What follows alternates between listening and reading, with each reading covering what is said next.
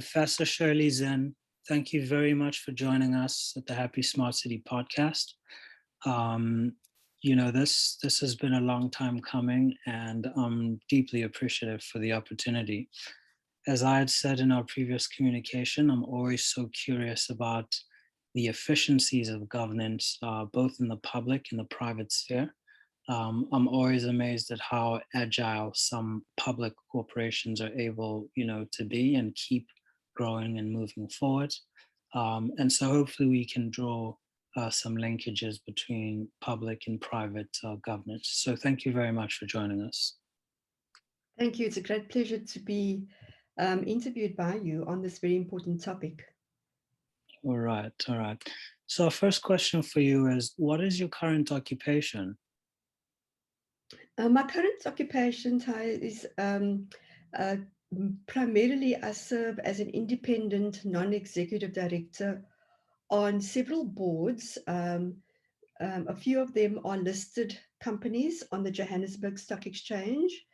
I serve on one government board, and I also serve on some not-for-profits and private companies. And I've just come off the council of the University of Cape Town. So I do keep a bit of a footprint in academia as well. Well, you actually sound like the person I'm working towards becoming. I am I'm so serious about this. What an honor. And how does your profession contribute to the economies of cities? So that's a fascinating question that I've reflected on. And I've had the privilege of being born and bred in the city of Cape Town. And I was primarily schooled and had some tertiary education in Cape Town. Went to Harvard University to do a master's and a doctorate. And that was in Boston in the USA. And then came back to Cape Town and then moved on to Johannesburg and Pretoria. So from just a South African point of view, I have lived in Cape Town, Pretoria, Johannesburg. These are central nodes. These cities are, the largest, amongst the largest in South Africa for business, and is central to not only the South African and the South African, Southern African region, but also the continental and global trade opportunities are firmly entrenched in these cities. And I think the profession that I'm in right now, which is primarily serving as a non-executive, as an independent non-executive director on boards, is really to ensure that there is really good governance and ethical leadership across private and public spheres, because I play in both of those spaces. I have been able to do that as well in my professional career up to date. It's been very interesting to straddle the two as well. But I think right now for us in South Africa, the big thing is inclusive economic growth. We are a fledgling democracy. We've come through more than 20 years sort of post-apartheid era. We have lots of opportunities for economic growth going for us. We have beautiful landscapes, mountains, oceans, parks, animals, and we just need to leverage our talent, improve on our productivity and innovation, and partner more effectively across private and public sector, get the ecosystem to work, and ensure that we can step up on our economic growth. We, of course, have a huge, plenty of challenges as well, particularly in these cities, but more in the rural areas as well, around inequality, poverty, unemployment rates that are incredibly high. But I do believe that the work that I'm doing from ensuring good corporate governance point of view, in our corporations, in our MPOs, in government, and ensuring that we are making the very best decisions, not only in the best interest of our organizations and businesses that we are, that we play oversight on, but also to think about what collectively we are doing for society. What is our impact as business on socioeconomic development, on unemployment and poverty, and how do we contribute to the national development plan and that national economic growth and stability that we are looking for.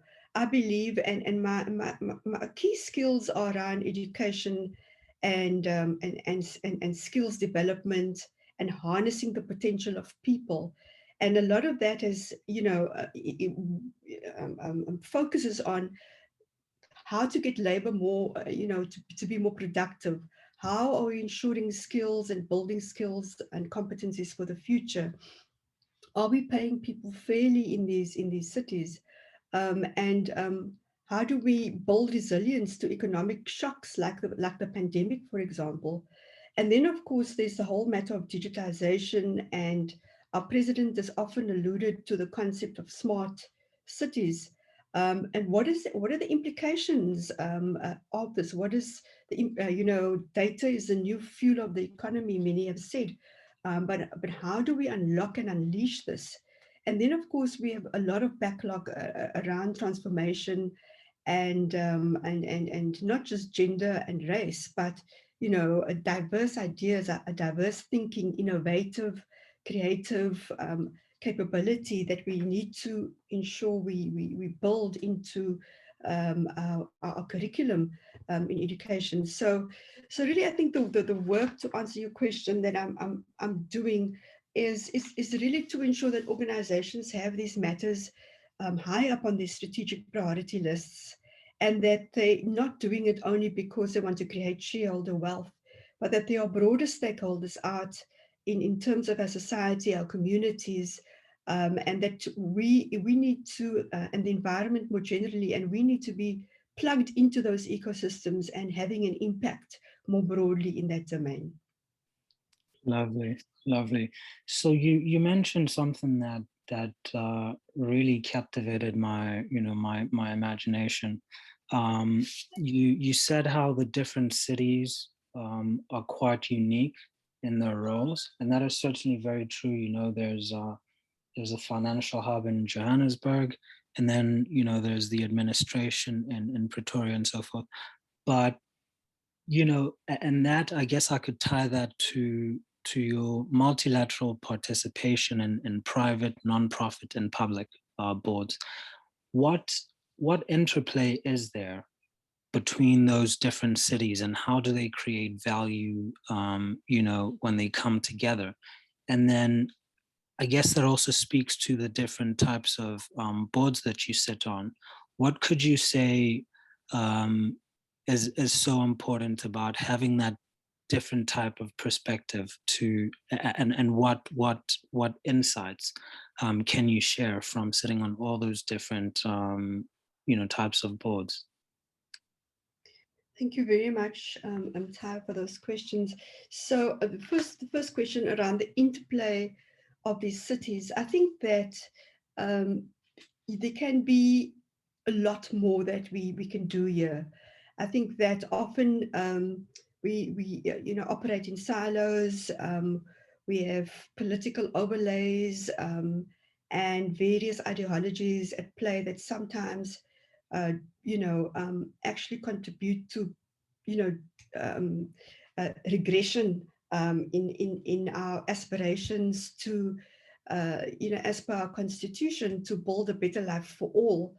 And I think that if we can find a way to be more cohesive as a society in South Africa, and we can use all of what is available to us, from the financial hub elements to just the natural environment that we have and the beauty of the people and the place that we live in called South Africa, we can actually do a whole lot more to support each other, to build strategic cohesion, common purpose, put good leadership into place that is empathetic and compassionate, especially at a time like this, but also forward thinking and innovative, and allow them to actually propel the cities, build the connectivity in the ecosystem, and allow the interplay to facilitate the interplay more effectively than we currently do. So I do hope that conversations like this will go some way to getting us to reflect more deeply on, what kind of leadership do we actually need to ensure that we can move our country forward? How do we build that cohesion? How do we build common purpose? How do we make this dream of a better life for all and inclusive growth truly work? Because I do believe that it is entirely possible that we can do this. And we have these oddities in terms of 3 tiers of government.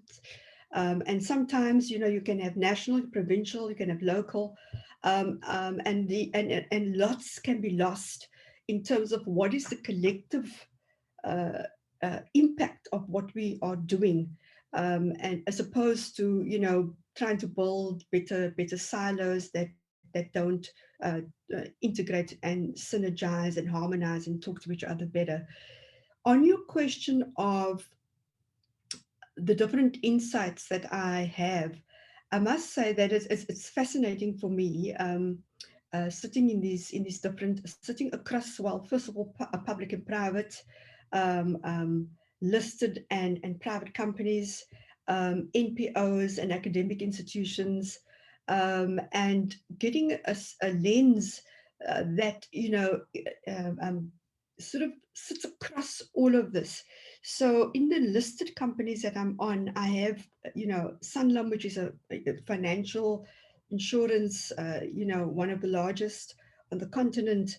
I sit, and so that's kind of a large cap. And then, Spur Corp would be maybe a small cap, but it's restaurants and food and um, franchisees and how do we, you know, uh, the broad base of different industries are, for me, gives me incredible insight just from a high level, to understand what is going on in these industries, how we can maximize what we are doing and do it more optimally into the future.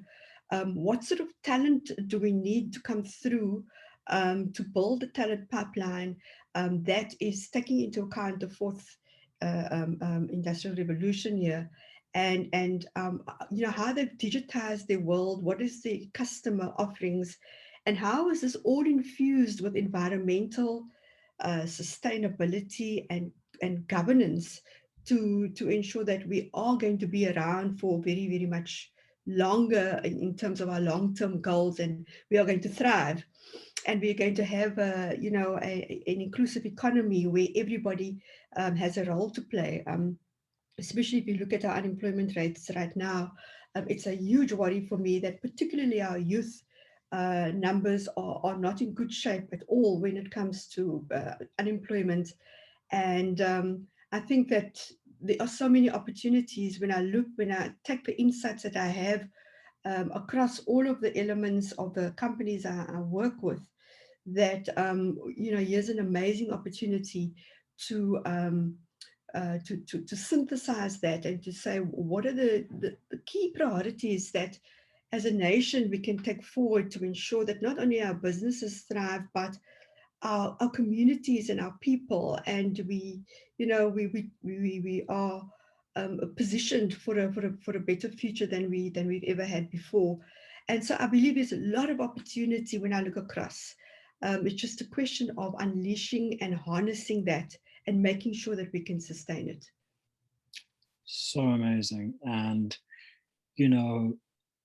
just breaking down these silos is what's most important. But I think in the age of big data, we certainly will do that.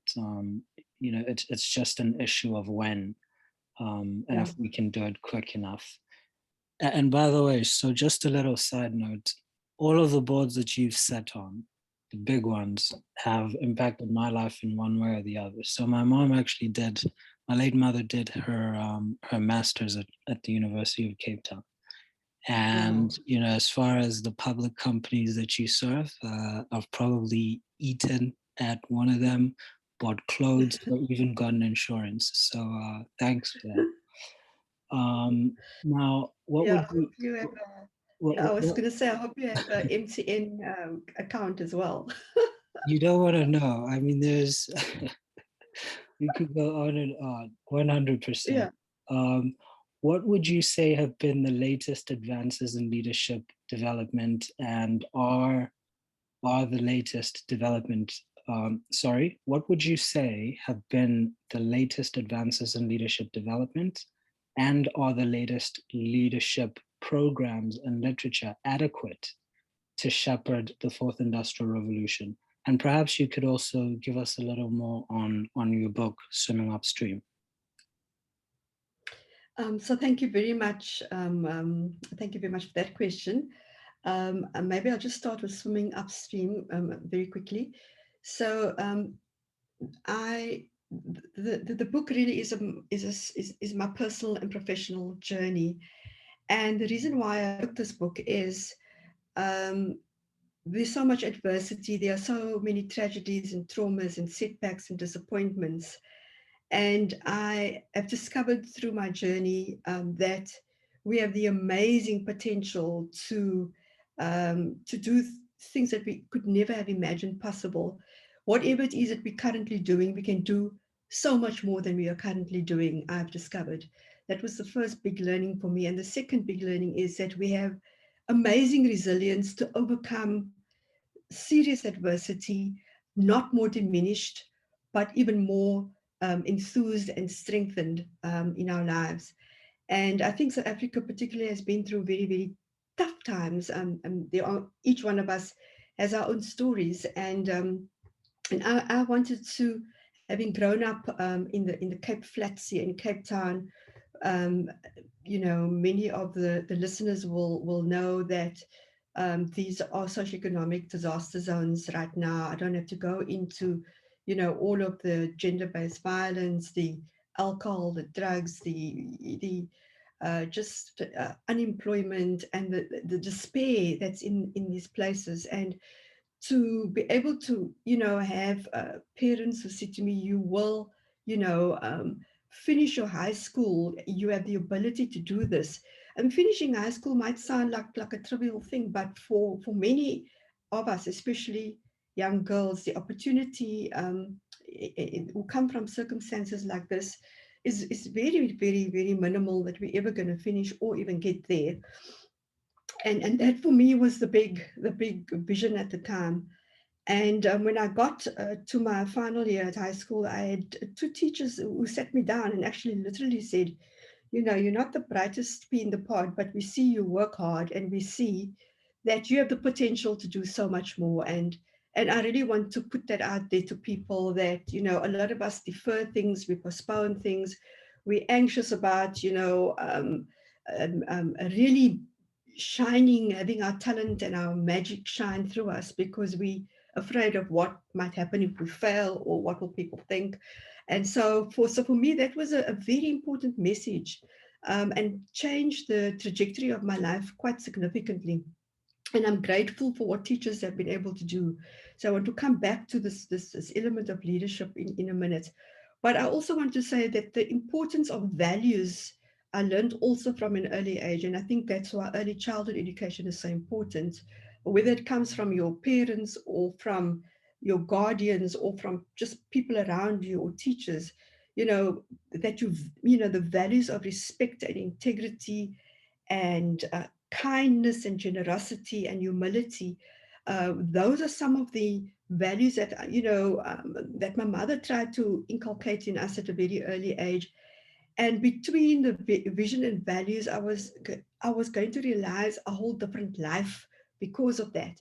And so I document the journey quite significantly in the book. It wasn't easy for me to write because there's a lot of emotional tipping points for me throughout the book. Um, including having lost our only child in a car accident, at the very top of my career development, and how I had to find my way back from that. And so it's very personal, and it makes one very vulnerable. But I think these are the qualities of what good leadership should be all about. And putting it out there has given me the opportunity to speak at charities, at universities, at corporates, at hospitals. I've just been into every place to spread a message of hope and inspiration, and that this is the human condition, but we are able to do much more than we think we are capable of. And a few tips around that. And so, of course, for me, if I just step away from that for a minute into your question about leadership development, I do believe that we can all lead from where we are, wherever we are in our lives. That leadership is not about the titles and all of the rank and power. There are elements of that, but we can lead from where we are, and we can, each one of us, make a difference wherever we might be. And for me, that goes to purpose and purposeful leadership. There's a huge body of research out there now beginning to demonstrate that purposeful leadership really does so much better in the financial markets. Um, I've been reading a book also by the new publication by Tim Collins that talks about excellence now, and talks about extreme humanization is required right now for leadership. And I remember back in the days when I was still at the banks as head of HR, and talking about care for people. In the boardroom, you would have, eyes roll back and say, this is a business we are running, and now we have the World Economic Forum putting out a set of skills for the future, for 2025, to say that these are the key skills that we are going to need into the future. The technical skills are given, but it's now the soft skills that are the hard skills. And so things like empathy and compassion, and being able to communicate and resolve conflict and problem solve and coach, and navigating complexity, are the big ticket items that are going to take our leaders, going to lead our organizations through these turbulent times that we're in. And these are now the new leadership imperatives. And people will then say, well, Shirley, how do you recruit for leaders like this? And I think we are, the industries are very busy trying to figure out what the best way is to test for this kind of leadership and to grow this kind of leader. And I've been looking at, various programs that have emerged out of there, out of institutions of learning. There's a lot said and written about the importance or an impact of MBAs, and whether these produce the kind of leaders that we need today. And a lot of institutions have sharpened their pencil in terms of trying to produce relevant and responsive leadership development programs. There are lots of leadership development programs also being run in-house by various companies that have bespoke programs for ensuring that they are building capability like influence, like resilience, um, um, responsiveness, innovation, 4IG capability into their in-house programs and for the upcoming high potential talent as well. So the leadership development programs and literature is beginning to evolve to be more responsive to where we are going in this VUCA world, which is, as you would know, the volatility, uncertainty, complexity, and ambiguity of our world requires a different cadre of leadership from what we've had before. I suppose there was a time and a place for command and control, and the old models of how businesses, hierarchical models of how businesses work and run. And I think the new world of work is demanding a different skill set from leaders now. And especially now with remote work, has pushed it even a step further, and COVID has accelerated that. So I think that we we if we are going to be relevant, we have to make sure that our programs are also shorter and sharper, more fit for purpose, and responsive to what is currently, challenging the world, and needs to be undergirded by purpose, vision, and values. And I think that once we start to have those level of conversations, we are going to try and get to a point where we have a kind of leadership that is ready to lead our private and public institutions in quite a different way from what we are seeing today. Lovely, lovely. I would just like to iterate on the issue of values. I mean, you talked about values when you were saying, that your parents were trying to instill the right values and get you through high school, right? Which is just a milestone that a lot of people may not appreciate because they're not, in Africa, or at least in a developing economy. And then your values pulled you through, during some of the turning points in your life, like you mentioned. And now, you're also talking about how MBAs may need an additional type of training in order to help them, become the new type of leader that we need. So values for me is the big one here. And what differences in leadership traits are there between corporate boards and high-ranking public officials? In addition, what would you prescribe as the optimal relationship between public officials and corporate boards? So that's an interesting one, because I straddle both private and public entities. I've done that in my career. I've crossed over from public to private a few times, and now on serving on boards as well. I serve on some public and some private um, entities, and I do believe that the traits of leadership between high-ranking public officials and corporate boards, I think the common denominator really um, is leadership, and leadership that is able to collaborate. Especially now, it's so critical. For example, in this pandemic, to have a mindset that all leaders should share some common purpose in terms of whether you be public or private, in terms of service to others and a better life for all, and seeking optimal relationships across public and private, and partnerships, and being able to forge that.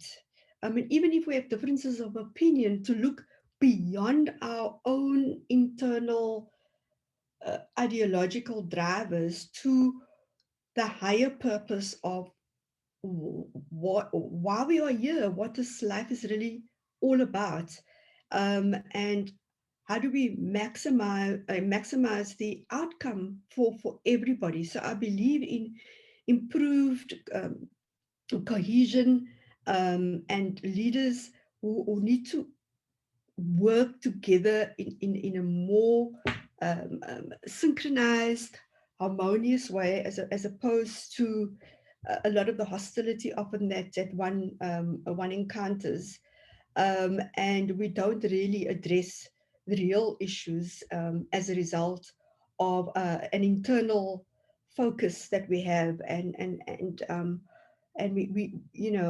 we don't think beyond our narrow boundaries. And I think that all leaders should have a mindset of building a future, leaving a legacy that is much better than the one we have come from. Because otherwise, what would the point of it all be if we just going to stagnate or regress? We would be, go down in history as, people look back at this particular period of leadership, it would be amazing to understand what we would, be saying, what the commentary would read about, what did we do, what was our approach, what was important to us, how did we go about doing it. And for me, I believe many of our problems can be overcome with as the great Nelson Mandela said, a formidable heart and mind. The combination of heart and mind is a formidable force. And I think that we haven't quite understood this. We think that we can intellectualize things, and that often can't be put into practical, deliverable outcome with high impact. And I believe that we need leaders now who are able to look beyond their own internal, agendas to what does it really mean to run a nation successfully, and and deal with some of the imperatives that we currently have on the table here. So for me, there's no real difference between public and private sector leadership. It's just that we all need good, thoughtful, exceptional, high humanitarian driven leadership right now. Right. So kind of like being united by a common and higher purpose. Correct. All right. So I like that. So how does data science contribute to functions of corporate committees? And are there any emerging metrics that are helping the modern board with better decision making? Yeah, that's very interesting. I think that boards have been around for a long time, and there's been a lot of evolution on the role of the board, the competency mix of board members, the diversity of thinking and impact that various board members can bring.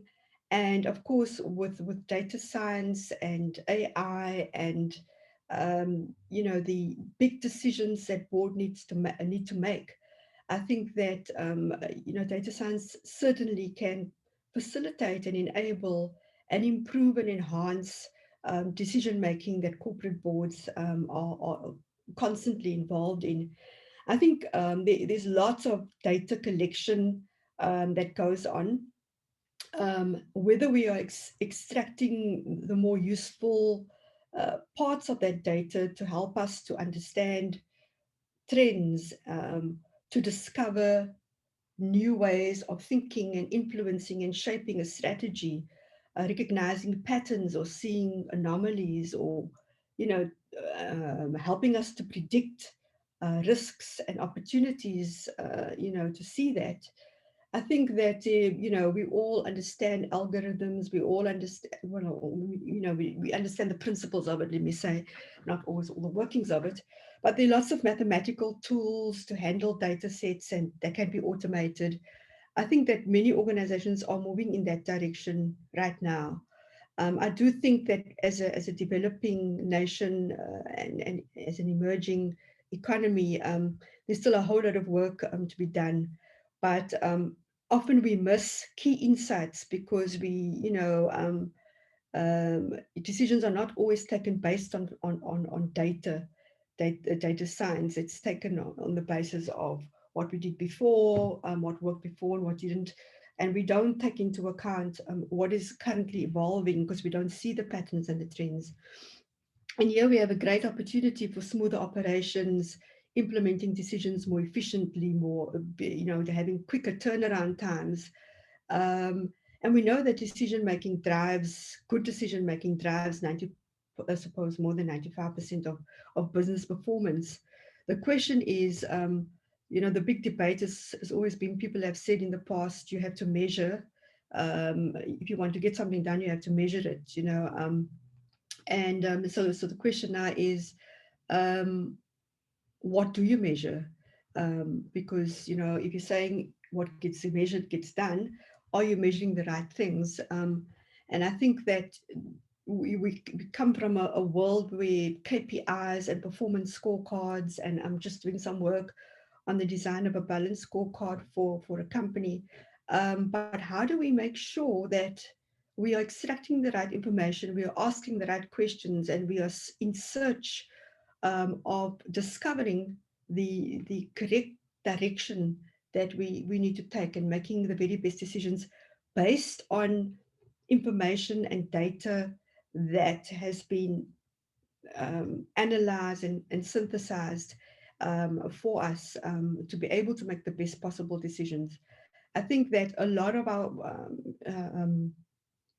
current metrics are financial metrics, and it's the usual financial metrics, but we also now are being called upon to look at non-financial metrics. For example, in the ESG environment, how do we actually have measures where we can compare apples and apples in terms of what your organization is doing versus the rest of the world when it comes to the environment, to climate, to good governance, to sustainability. Um, that goes beyond, some of the sort of oversimplification of some of these things. It's really how do we infuse all of this into our products, into our services, into our psyche, into the way we behave and do things. And what are those metrics that we have to apply that go beyond the financial metrics? So there are various surveys, there are various ways in which we can arrive at metrics that we can compare and hold people accountable for. And those are constantly being refined as well. And organizations need to make very sure that they are, that they are measuring the right things so that we actually move the dial on not just the financials, but all of the other elements, be it customers, be it our internal operational processes, be it people, be it transformation, be it environmental, that we are, holding ourselves accountable on all of those elements. So amazing. And you just triggered something again in my mind here. The late John C. Bogle, this gentleman, he created Vanguard, and the company had, I think, over $1 trillion in assets under management. And he's the man that created index funds. He wrote a book once called The Battle for the Soul of Capitalism. And just the gist of that book, is always about different paradigms of capital markets.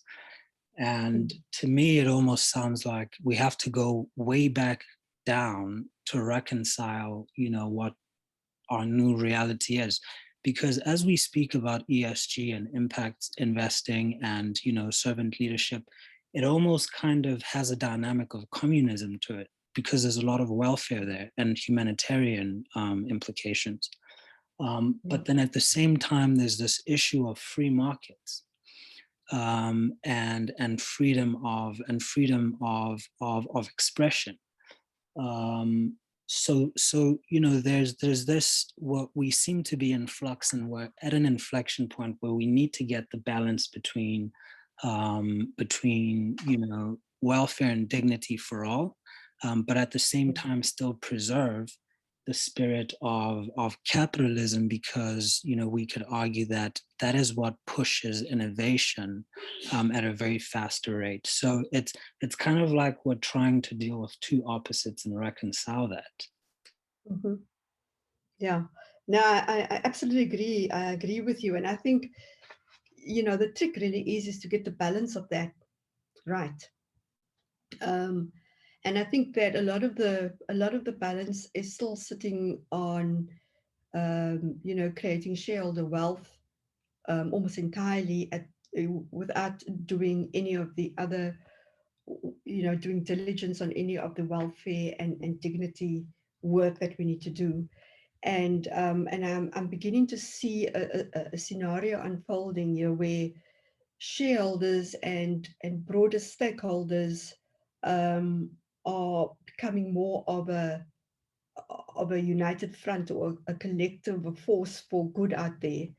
And if I listen to conversations in AGMs these days, we deliver the financial statements, but the activists in the AGMs, the shareholders, and some of the stakeholders, they want to know What are you doing to have an impact on the planet? What are you doing?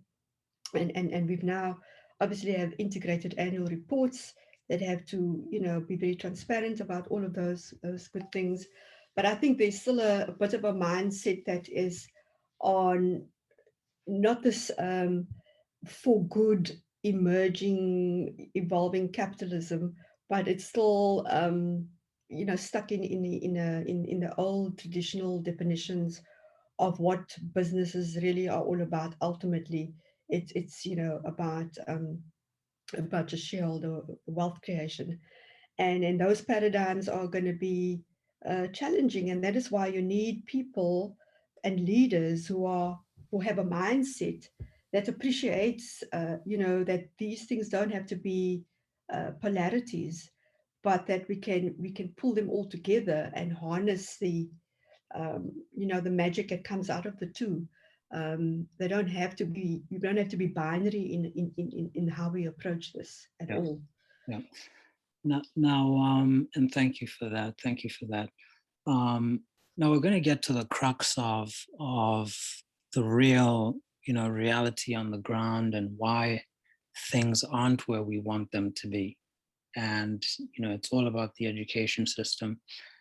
Now, in your opinion, why has the modern education system failed to create a more equitable society?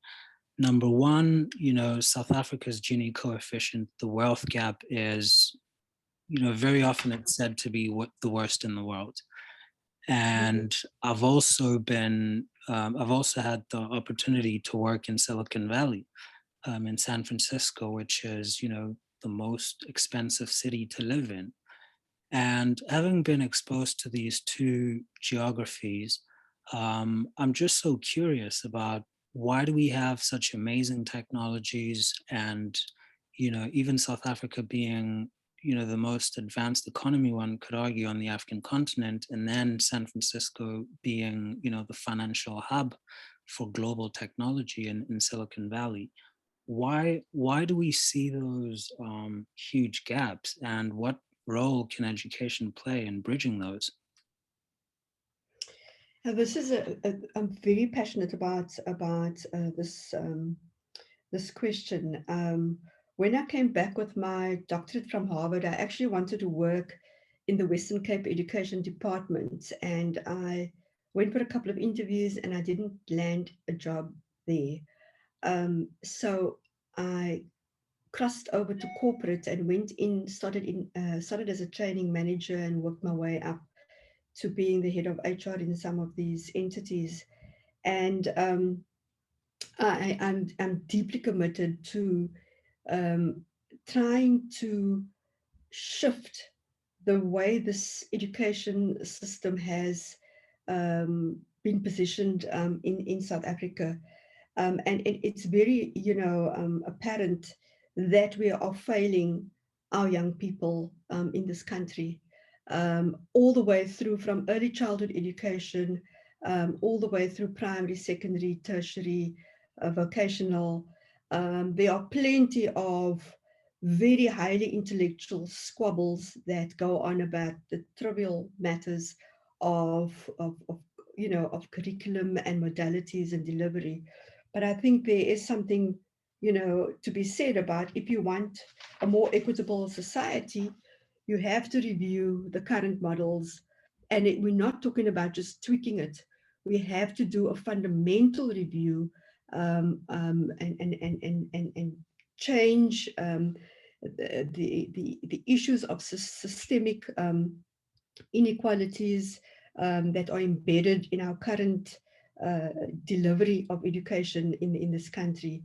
Um, During the pandemic, we ask ourselves, how do we ensure that students can continue to learn through this time?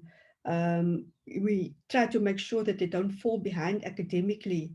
We saw the fees must fall, and all of the activism around ensuring equity of access to quality education in the country. And this phenomenon is still continuing as students battle to pay their fees in the current context.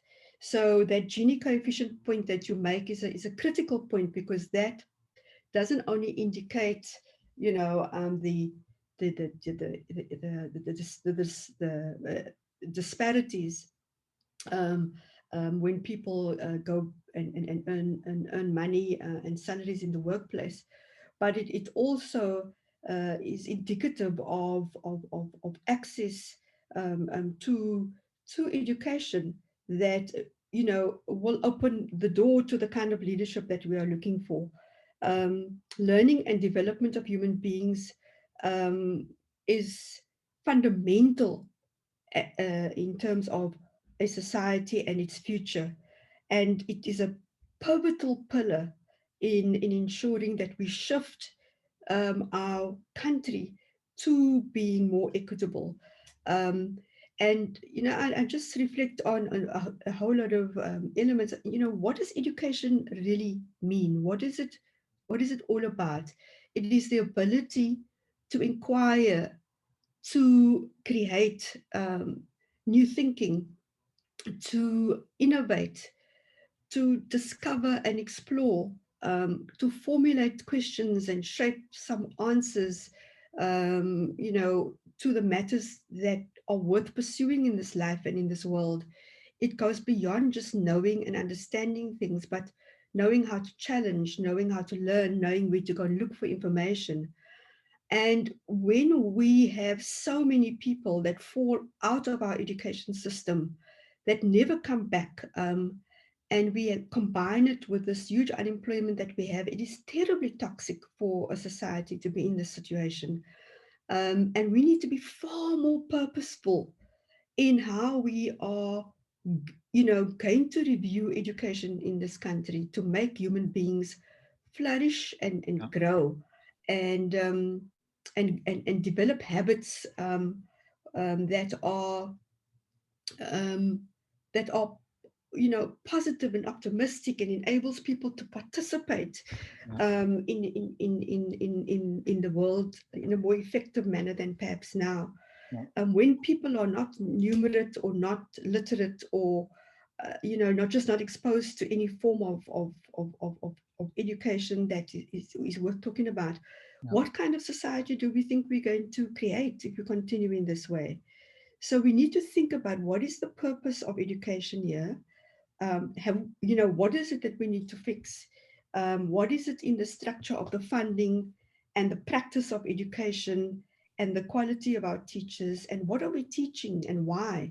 You know, um, and for me, those are, you know, very, very fundamental questions that, you know, as South Africans, we need to face.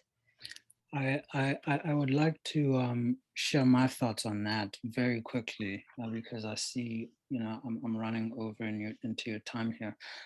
But I think that there's some interesting things happening. If you look at some of the professional certifications where people used to sit, you know, for the charter exams, I've seen some in finance where people are starting to take these exams at home. And what Yeah. happens is there's some AI that uses eye tracking, you know, through a camera in your laptop, and it can really determine what you're doing with your hands and where you're looking, you know, for a certain period of time. That could determine cheating with a very, very great error rate. Now, I think speaking, and this is going to tie into the next question, because I think that the biggest winner for developing regions will definitely be last mile coverage. Um, if the most advanced financial certifications in the world, trusted by the biggest banks, are able to do remote learning, then for me, I also feel like, you know, high school, elementary, or rather K through 12 education. Well, maybe kindergarten kids still have to be together, and maybe 1 through 7. But as far as high school and higher learning are concerned, I think it's something that they can do at home. And, you know, with last mile coverage, internet prices going down, kids don't have to walk those long distances where, you know, they might get hurt on the road, or sometimes they're going to school on an empty stomach, and Mhm. you know they can't learn efficiently. So perhaps just for governments to try and invest in the research that's required for remote learning. And even books, some schools don't have enough books because books are expensive. But if these are digital books, you could even change them far quicker and even have the best ones. So I think that for me could be the biggest winner. Now, second Yeah. last question would then be, what can households and parents do to equip their families for better performance in the marketplace? Considering now that we're talking about how the education system still has to take this giant leap. In the meantime, how do families and households equip themselves for better performance in the marketplace? I think that families and households have come through the last 12 months um, having to find a way to work from home, to ensure that your children are being schooled from home, to you know just managing through an incredibly extraordinary event in our history. And I think that parents need to be more actively involved in the education of their families.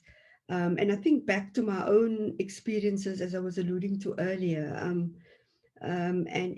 whether it be biological parents or any other formulation of that, I think that you know um, surrounding yourself with people who can uplift, inspire you, um, um, educate you, um, build your confidence, be good, be good role models around you, um, will open up the opportunities for you to sustain yourself through these kind of difficult times.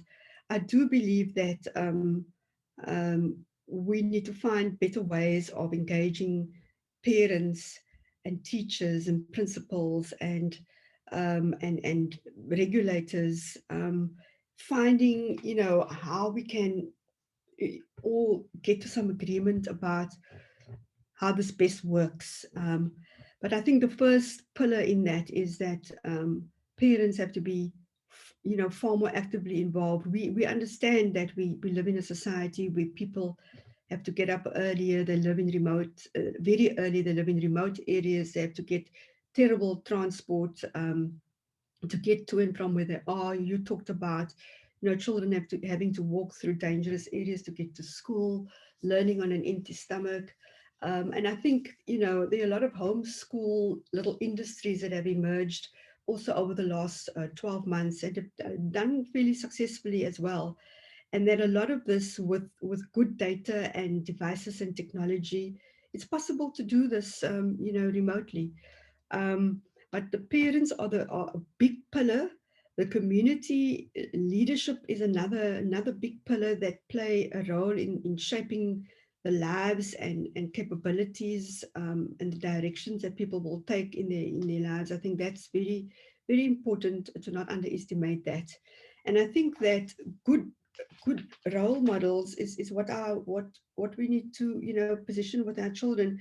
The whole thing about values and discipline, and inspiration and encouragement, all of those elements are those little nuggets are what we have to start planting the seeds into at a very, very early age. And I do believe that my advice to parents, if you can, and to government also, that we haven't invested in early childhood education. This is the formative years of where whatever happens in those first 4 or 5 years impact you quite largely for the rest of your life. And we take a lot for granted in that space. And I think there's a huge opportunity for both parents and educators to work together to shape a brighter and happier future, and channel our talent and nurture the talent in young people so that they can be the leaders of the future. And on the final point that you make, Professor Zinn, you mentioned the huge investment in early childhood education, because that is arguably one of the greatest costs to government spending.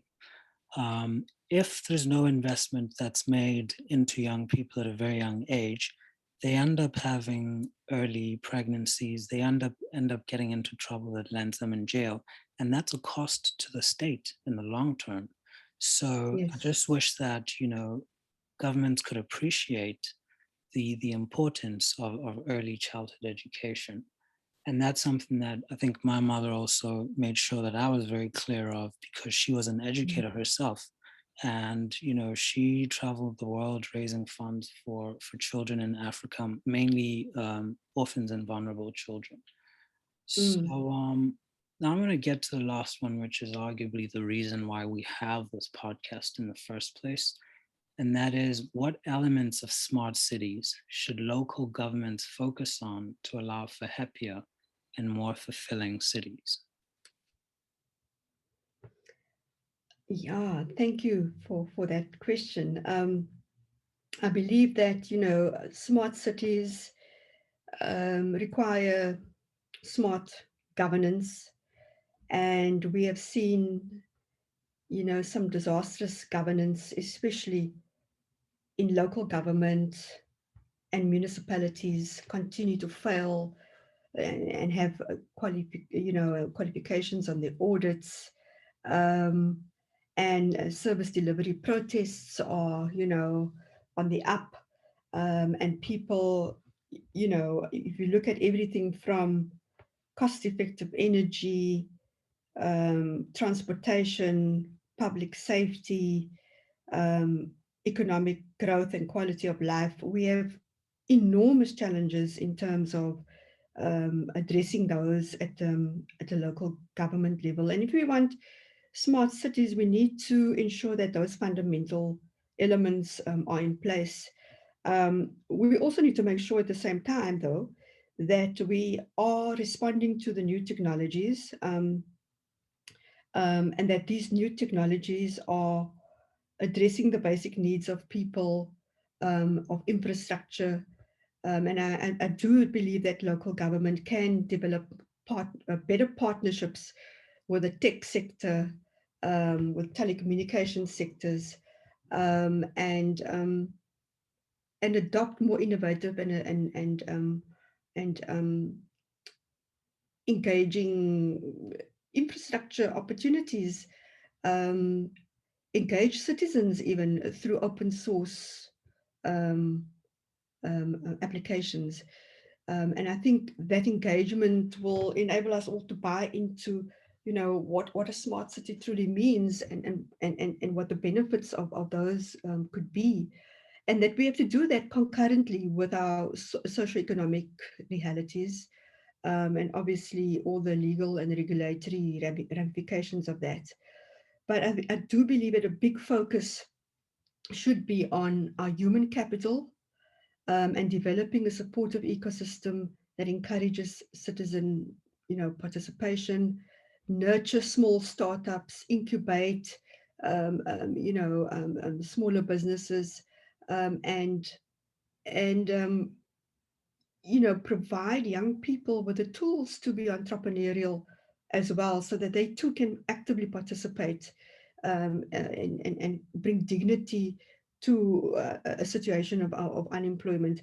I do think at a local government level, good governance is absolutely critical, and that those budgets are spent on the strategies, and those outputs are delivered as they should be, that there needs to be far more discipline that goes into that, because people get qualified audits and nothing happens. There's no accountability.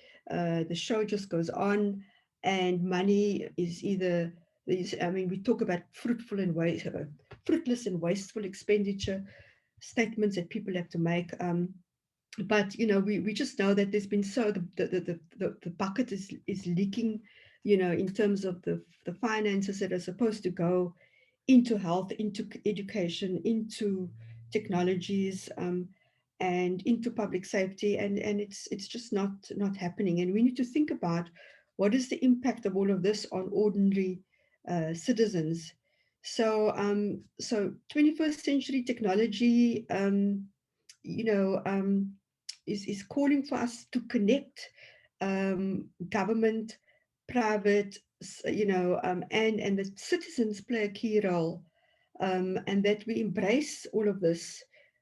I think we need to do this really quickly as well, because time is starting to run out on us here. Um, and I really want to encourage that we have a digital strategy for our local communities. Our local governments must have some form of either a cascaded digital strategy that comes from national through provincial to local, but it has to be visible, and it has to have buy-in, and we have to see the impact of it. I think otherwise we're gonna have a lot of our old challenges hang around with us for very, very much longer time, and we will regress if we are not moving forward. And this has been quite an experience. I'd just like to tell you that, there's a difference between reading books and doing research on the internet and all of that. But speaking directly to someone who's done this and has had the experiences to back it up, it's just been a really, really great honor to speak with you here. And I really would like to assure you that, I am listening, and I will try my best to carry on all of this work, of course, with the help of like-minded people. But thank you very much for this opportunity. It's been an absolute honor. Thanks so much. Thanks so much for having me. I really do appreciate that.